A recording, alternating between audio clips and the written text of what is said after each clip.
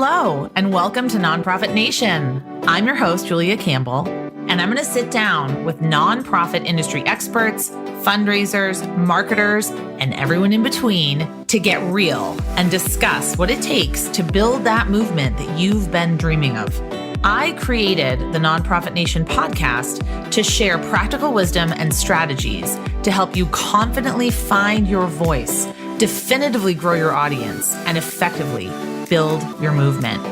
If you're a nonprofit newbie or an experienced professional who's looking to get more visibility, reach more people, and create even more impact, then you're in the right place. Let's get started.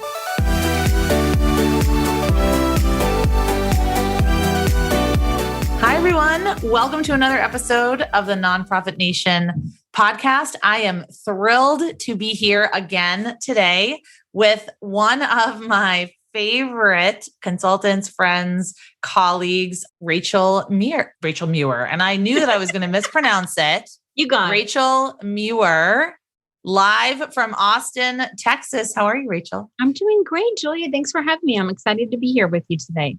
I know it's not as much fun as having tacos and margaritas. What was that restaurant that we went to in Austin? It was amazing. La Condesa. Oh, so fun. That was the last time I traveled. That was the last time I was in a bar. That was the last time I was at a restaurant with people. So me too. I have very fond memories of Austin, Texas. So we're in for a treat. We're in for a treat today. Rachel has worked, I love this in your bio, every side of the Rubik's Cube that is the nonprofit sector. From founding a nonprofit when she was 26 years old, she founded Girl Start in her living room with $500 on a credit card. And Girl Start is an organization after my own heart, a nonprofit dedicated to empowering girls in STEM.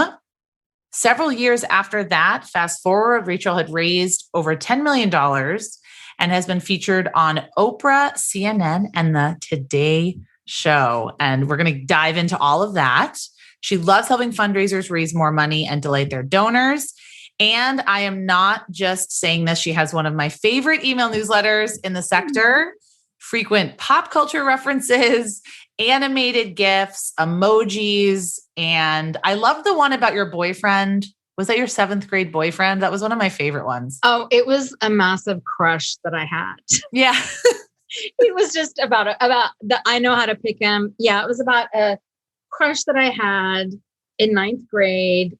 I think he was a senior when I was in 9th grade. He went on to start 2 wildly successful technology companies. Just goes to show 9th grade me totally knew how to pick them. Yep. Oh, that was one of my absolute favorite emails.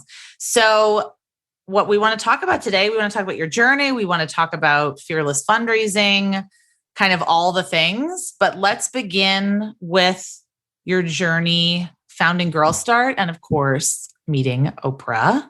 Sure, which we're all going to fangirl over. Well, I started Girl Start when I was 26, and I had been really discouraged in math and science when I was growing up. And I got the message that girls were like not good at math. And I kind of internalized that message. And, gender discrimination around math and science in school is not a noisy problem. It's a very insidious problem, and it's a pretty quiet problem. And it really wasn't until I went on to college and I graduated college, and I saw that kids literally in high school, believe this or not, I mean, this is what Austin, Texas was like. Kids were literally getting pulled out of high school and being offered high-tech jobs without a high school diploma. And there was such a massive shortage of qualified women with a background in technology. And we were doing visas to get people to come in from other countries and take on all these high-tech jobs. It was like this massive workforce development issue, but it was also an issue around girls not being encouraged. And we're never going to have more women in STEM. We're never have a pipeline if we don't start addressing it sooner. Mm-hmm. So I started Girl Start, and there wasn't anything like it in my community. And I really wanted to do something to empower girls. And it was a lot of blood, sweat, and tears starting a nonprofit organization. I've never been more poor in my life. I mean, I literally lived off beans and rice for an entire year. I did like odd jobs in my apartment complex to like have them take money off my rent. It took a year. And after a year of just working like 60-hour weeks. After 1 year, I was able to get a grant that basically kind of started everything in terms of funding it. Wow. And I was able to hire a couple staff. I was able to start paying myself. And the Oprah thing came a few years later, but it was all an incredible journey. I would tell anyone it's a lot of work to start a nonprofit organization. We can talk more about that later. But yeah, that's my Girl Start story. That's wonderful. So you saw a need that wasn't being filled and you just went and did it. And that was at 26. Yeah, I was 26 years old. Wow. Did you talk to other people? How did you confirm that this was something you knew you'd get buy-in for? You just knew, you just had this passion and you knew that you could get people on board with it? That is an awesome question. So a couple of things I had going for me. One of the things that I had going for me, like on a national scale in the kind of psyches of America, was that the American Association of University Women had just come out with a really landmark study called Shortchanging Girls, Shortchanging America. Oh. And that study really identified the problem that had no name, kind of like Betty Friedan and the Feminine Mystique of girls like being kind of discriminated against and not being empowered to, just this gender discrimination in the classroom and their lack of confidence in math and science. So that study was so landmark and so well discussed and examined and talked about that when I told people my elevator statement, I'm starting Girl Start, it's a new nonprofit to empower girls in math, science, engineering, and technology. People were like, oh my God, I wish that had been around when I was a girl. Oh my God, that's so important. Oh my God, yes, we need that so bad. We have all these openings at Dell. We have all these openings at Intel. We have all these openings at AMD. We can't have any women in these positions. This is so important. So that study did a lot to help, sort of legitimize what you were doing. Exactly. Amazing. Well, how did you get from rice and beans and $500? You went to the grant. I went to the grant. And then when did you start getting kind of national coverage and recognition? So about 3 years in, we started getting national coverage. We were featured in Fast Company magazine, in Texas Monthly magazine, in Cosmo Girl magazine, in Glamour magazine. The whole Oprah story came about because this is a funny story, but I have a family friend who's known me since I was born. And he contacted me one day and said, this is all about 3 years in. And he contacted me one day and said, I want to nominate you for an award. There's this Awesome Under 40 award, and I'd like to nominate you for it. And I said, look, if you're going to take all the time to write an award for me, would you consider writing Oprah? And he was like, sure. If you want me to write Oprah a letter, I'll write Oprah a letter. I'll write Oprah a letter. He literally wrote Oprah a letter, and it was this hilarious, it had a lot of backhanded compliments, as I guess what you call it. But in his letter, he said, he's kind of a curmudgeon. He's kind of a grumpy guy. Right? And he said, and this is like a family friend. And he said, there's this girl named Rachel. I've known her since she was born. And, she's kind of a feminist. And I didn't know she was going to make something of herself. But lo and behold. I guarantee you 90% of my family friends would describe me the same way. Yeah, lo and behold, she went and started this nonprofit. She's kind of, doing well at it, I guess. And you should really check this out. And wow, that's really inspiring words. Exactly. And so they called me and they were like, look, we don't want you to get excited. Don't tell anybody, but this probably isn't going to happen, but we're thinking about you for this, we do this Use Your Life award. This guy wrote us a letter about you. And I was like, wow. But they said, don't get excited. It's probably not going to happen. Don't tell anybody. So I didn't tell anybody. And then 2 weeks later, they're like, okay, we're going to come next week. And I'm like, what? Oh my goodness. But it was about the most exciting, 40 seconds of my life, getting to walk out on her show, on her set, touch her. We held hands. I never wanted to let go. Oprah she's just larger than life. And when you meet her in real life, it feels like you're kind of it's amazing. She's incredible. She's used her entire platform and her life to amplify voices like yours when you were just starting out, other causes that she cares about. That's what I really, truly value about Oprah. I mean, now there may be some ego there, but she deserves every piece of ego that she has. Exactly. But in the beginning, it really was just about, these are really cool things going on that not a lot of people know about. And I have a platform and I want to tell people. Yeah.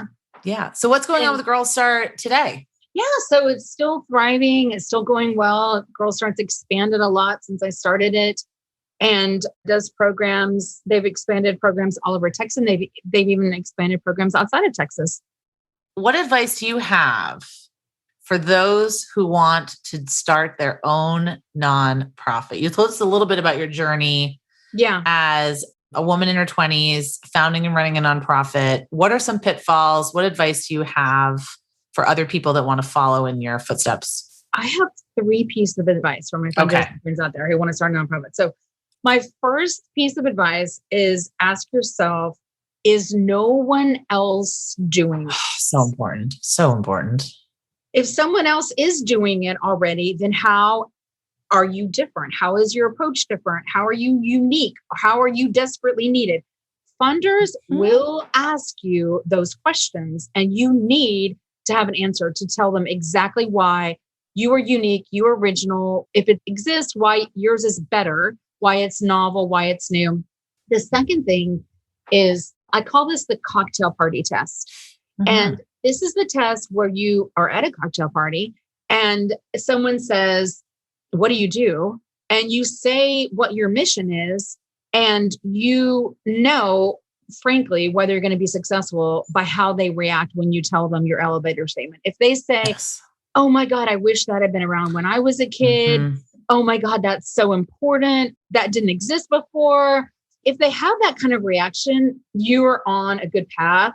But if they respond and say, oh, kind of like XYZ organization, or why is that important? Or worse, if they try to get away from you and go to the other side of the room, then you know, or if they ask you a lot of questions, like, why would you do that? Why would you do that there? Why is that needed? Why is that needed? Right away. I mean, you could literally shop your idea at a cocktail party and know instantly if it's going to be successful. If people get it and are passionate in their reaction to you, you know it's gonna take some wings. And the last thing I would say is the cult of personality is everything for a founder.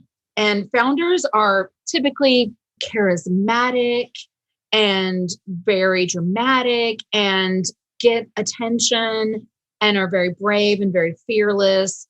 And, you know, the cult of personality is going to be really, really critical for a founder being successful. They're going to need to be able to use their magnetism to market their ideas and lobby people around them. It's going to get to a point where that cult of personality needs to go down a few levels so that other people can really be the ambassadors and the spokespeople and take the idea and run with it. But in the beginning, that cult of personality is going to be a really crucial factor. So the person's going to need to be able to network with movers and shakers and effectively get their idea across to draw people to their cause.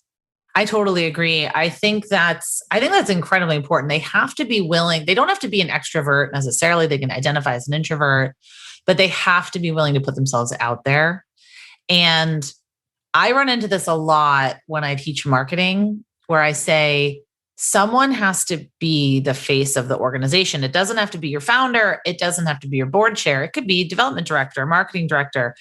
But there does need to be someone that I see on a regular basis on Instagram stories, in emails, in video that I can identify with. And I say, oh, I know them, or I know a couple of people that work for this organization. I think personality is hugely important.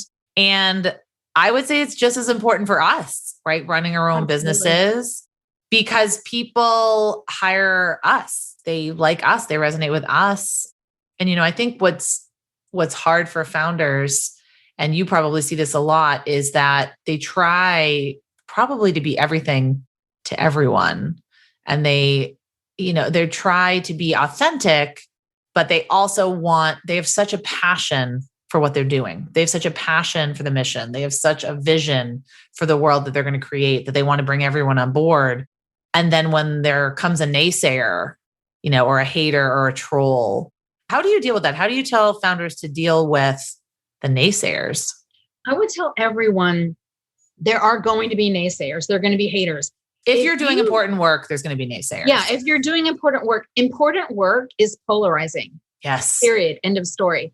And you have to embrace it. And I would say, you are never going to please all the people all of the time. It's not going to happen. Let go of that idea, wave goodbye to it from the shore. It's never going to happen. You've got a big vision, you've got a big mission, and you've got to get out there and give it all you've got. If you do not have some critics, you're not doing it right. Yes. Right. If you don't have any critics, you may not have any followers. You may be so bland. No one's listening. Exactly. And the point of all this is not to not blend in like a wallflower. The point of this is to get your ideas across and to inspire people to think differently and to support you. And you're never going to make all the people happy all the time. You've got to embrace it. You can't live in fear of upsetting people. You can't live in fear of being afraid of taking a risk. I would say you have to be afraid and do it anyway. I always said that. That's not like, I don't know who originally coined that. It certainly wasn't me, but that was one of my mantras when I was running Girl Start was like, be afraid and do it anyway. Be afraid and do it anyway. And what doesn't matter? Oh, Brene Brown. I don't know. I always attribute everything. Maybe it was Oprah. Maybe it was, whatever it is, whether it's public speaking, whether it's doing a major gift solicitation, whatever it is, like whether it's my kids going back to school for the first day of high school when they haven't been in school face-to-face for over a year or year and a half. I mean, like you're going to be afraid. You have to embrace your fears and you have to push through it.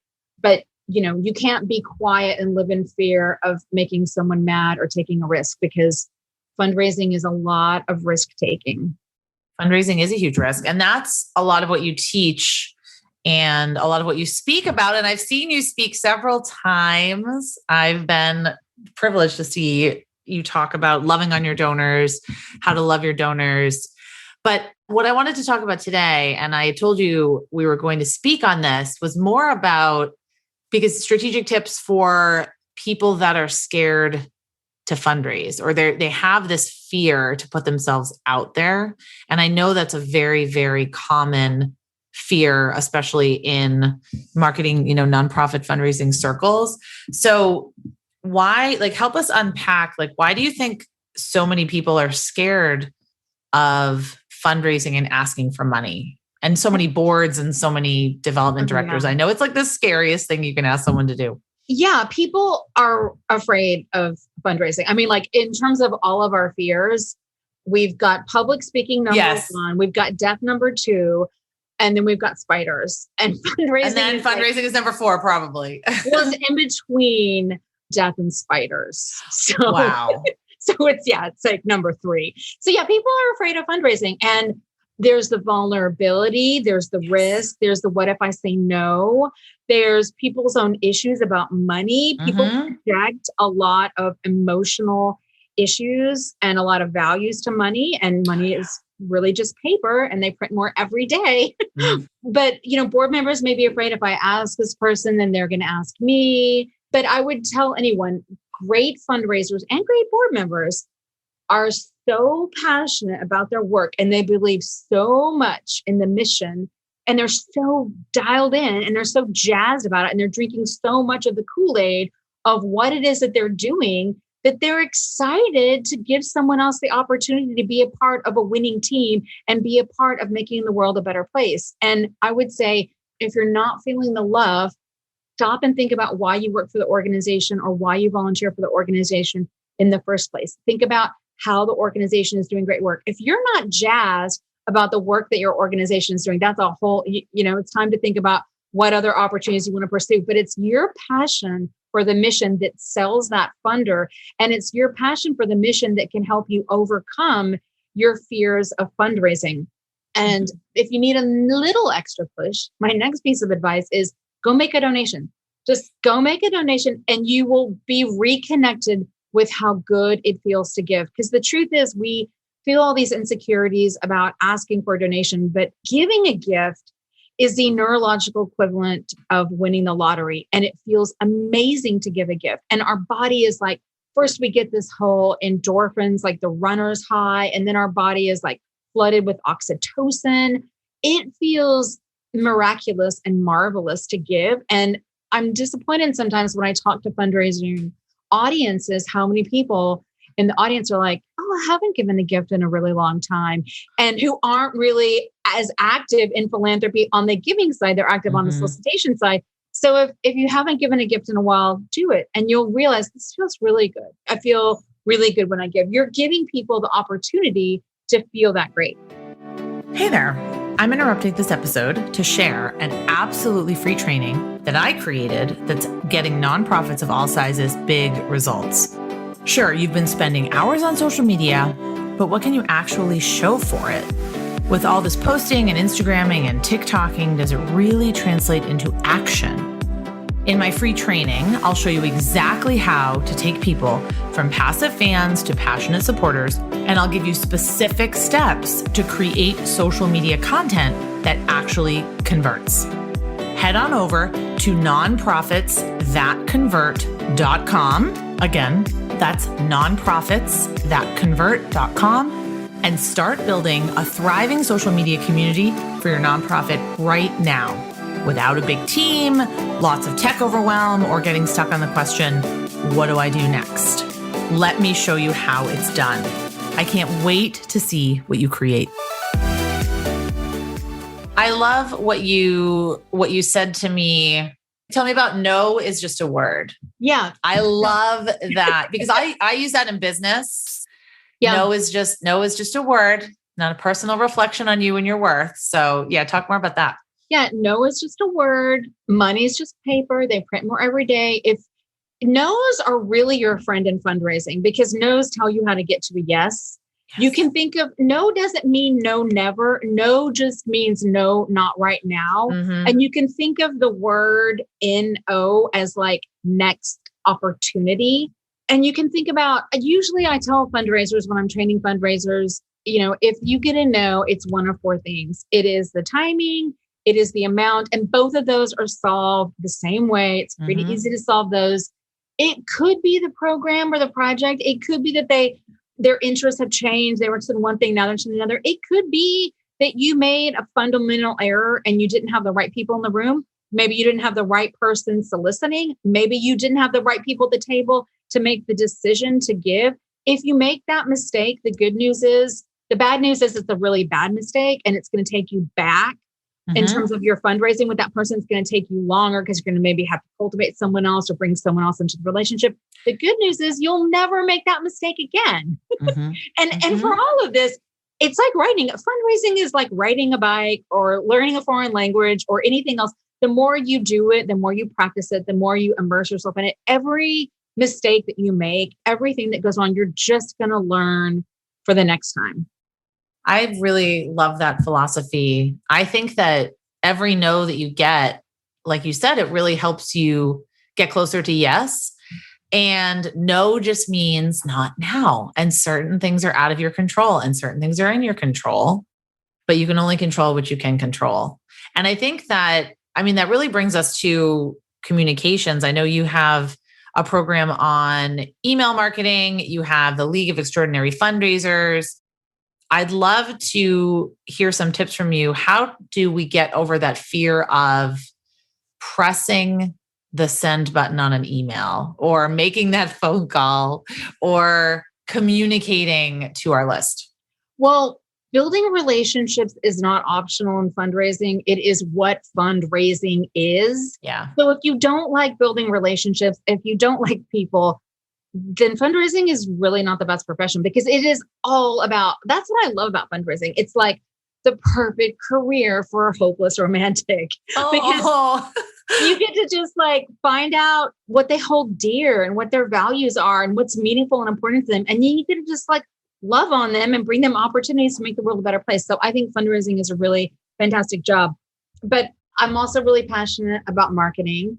And people have as much fear about hitting that send button as they do about making a face-to-face ask. And I would say that this kind of the same advice is true. You are not great communications are somewhat polarizing, and great communications take some kind of a risk and they show some level of vulnerability.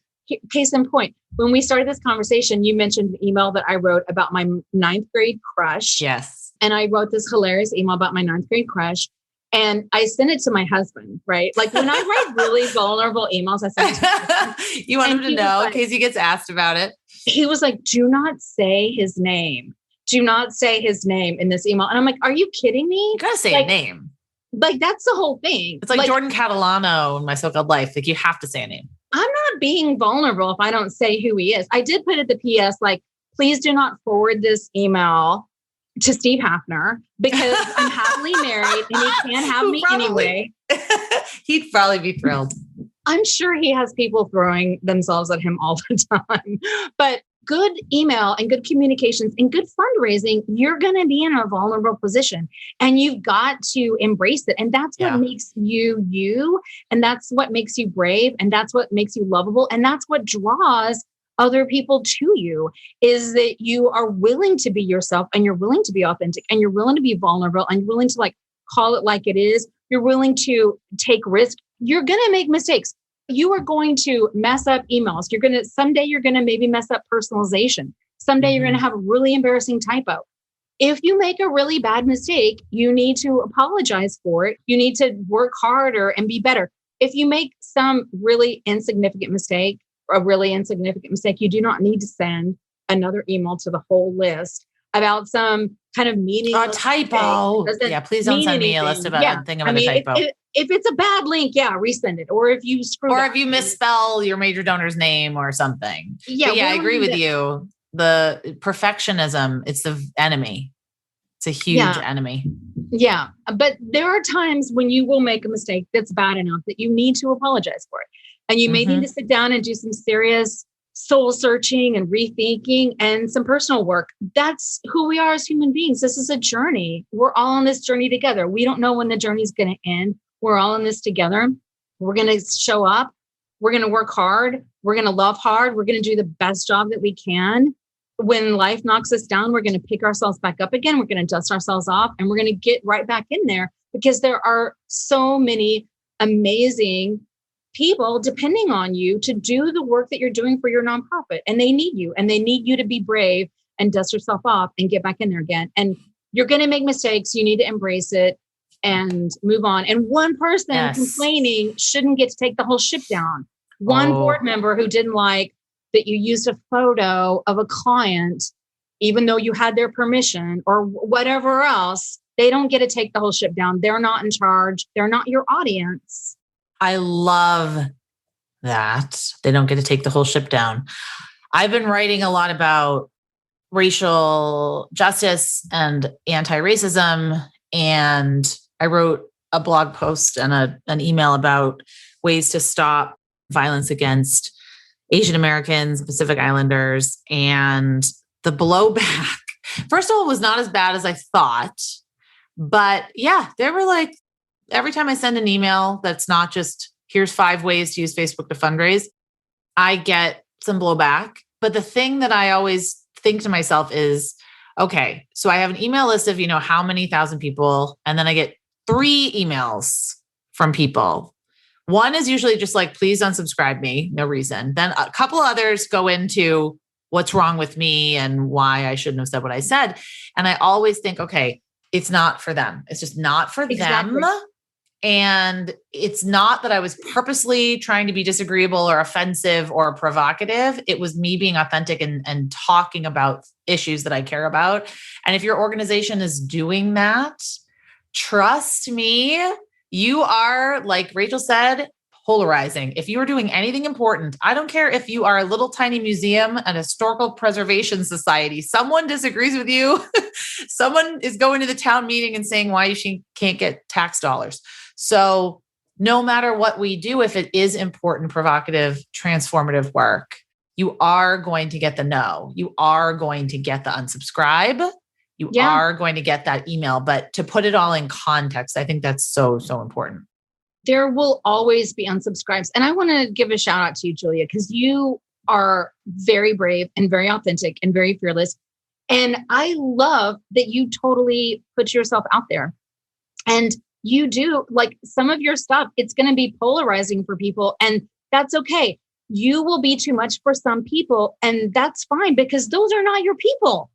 And they can unsubscribe. But it is hard. And I'm not going to minimize that it's emotionally It's not hard. for everybody. Not everybody wants to do that, what I do. Yeah. I'm just very comfortable doing it, but not everyone can do it. It's hard to get criticism. It's hard. Is. Like, when I get emails from people that are like really rude, I mean, I can do a webinar and it can be an amazing webinar. I can do an incredible workshop. And the one person that is like super angry, I cannot look at the 50 people who raved about it. I know, it'll stick in your head. That one person, they had a bad day, and it'll stick in your head. It's human nature, but don't let it stop you from your work. There's always going to be someone who is not happy. I have a whole special tag on my email list just for people who hate cussing, because I frequently cuss. That's and amazing. I get these emails back from people who were like angry at me. And I'm like, fine, I'm going to make a tag that says no hates cussing. That's the tag. And if I have any kind of a cuss word or even symbols to indicate a cuss word, I make sure that anyone who hates cussing doesn't get the email. See, that's so nice. Because most of my emails, I don't cuss. I think that's amazing. And I love that. And I just normally delete people, but I would only delete someone if they really were being offensive or saying something, if they want to have a discussion and talk about things that I'm talking about. And that's another thing. I think if you are brave and you're fearless and you're raising money, people are going to ask you questions. They're going to ask, is this really important? Or they're going to have clarifying questions about the cause and the issue and the problem you're solving. And I think as fundraisers, we do need to understand that every time we put our message out there, we're welcoming feedback. And a lot of times on social media, some of my clients will say, well, can I turn off like all the comments and the DMs and the this and the that? And I said, you just probably want to buy a billboard at the end of the day. Like, if you don't want to get any comments or questions or feedback or input, because if you open these cans of worms, then you're putting yourself out there. You don't deserve abuse and you don't deserve haters and trolls, but you are opening this Pandora's box. You're starting a dialogue. The good and the bad. Yeah. Yeah. Well, absolutely. My gosh, we could talk forever. So I want to wrap up with telling people how they can work with you. I know you run a membership called the League of Extraordinary Fundraisers. Can we talk about that? Yeah, it's leagueofextraordinaryfundraisers.com. It's an awesome program. It's a membership, and I do a workshop every single month. And people get awesome results. People get great results. One of my students, Whitney, I did a workshop on appeal writing, and she said, oh my God, I can't even keep up with all the gifts that are pouring through the door. So there's workshops on writing appeals, workshops on how to start a monthly giving program, the lucrative art of thanking donors, how to create a stewardship plan, how to create a development plan. We do a brand new live workshop every single month. It's 90 minutes long. And when you sign up, you get access to the live workshop, plus all the amazing workshops that we've done before. It's only $49. It's League of Extraordinary Fundraisers.com. I love the name League of Extraordinary Fundraisers. You must have had like that in the shower moment where you're like, this is what I'm calling it. I was brainstorming a lot of names, but honestly, my backup name was Fundraising Stars. And I kind of wish I'd gone with Fundraising Stars, because League of Extraordinary Fundraisers is so long. Yeah. It's so long to type it, but Fundraising Stars is going to be another program. So it's all good. It's all good. But yeah, it's a lot of fun. And I even have a program within it where people can get coaching every single week. So nice. That's super fun too. Awesome. Well, how else can people find you, connect with you, follow you? They can check out rachelmuir.com. And if they want a lot of free help, I've got tons and tons of guides and templates and checklists. And you can see a lot of those at rachelmuir.com/guides. And if you download something, then you'll get on my email list, and you'll get emails about. And your welcome series it's worth it for the welcome series. You spent a lot of time on that. The nurture series. It's like an A+ welcome series. I love it. So that's Rachel Muir, Rachel Muir. Thank you so much for being here today and donating your time and just, it sounds corny, but never let anyone dull your sparkle because you really sparkle. You're So I don't. All right. Thank you. Thank you.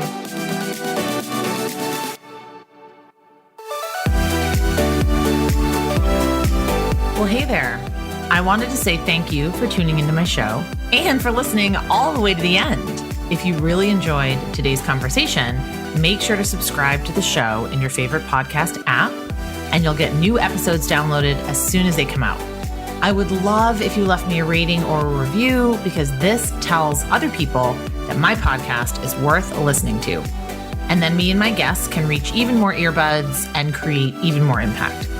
So that's pretty much it. I'll be back soon with a brand new episode. But until then, you can find me on Instagram at JuliaCampbell77. Keep changing the world, you nonprofit unicorn.